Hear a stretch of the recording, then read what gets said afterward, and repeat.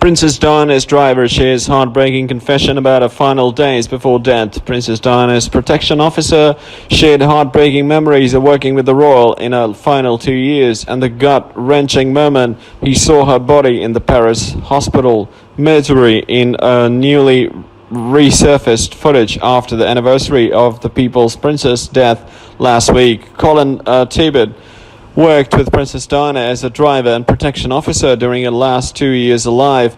Mr. Tibbett appeared on ITV Good Morning Britain to share his memories of the day she died more than 20 years now. He called it an emotional day, and he said he could remember the fateful phone call he received vividly.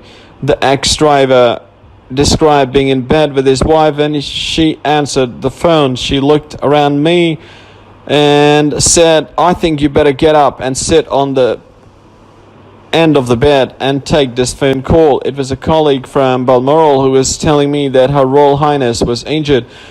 It was a bit of a shock, but I got dressed and then went down to Kensington Palace. When the tragic news came through, Mr. Tibbett was in an office with 6 of his colleagues. He described it a surreal situation. Robin Cook, who was then the Foreign Secretary, was on the television explaining that she was injured, when in fact the Private Secretary Michael was telling us that sadly she had died.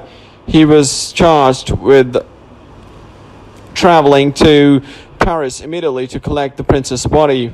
Recounting what happened when he arrived at the hospital, he said, "It's very difficult and emotional to see a person lying in a bed in a mortuary."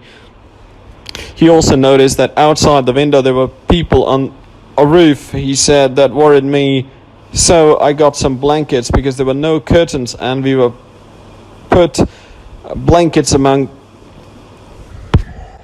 and we put the blankets along the windows. We made it very hot in the room, and then I went to get some fans to cool the room down."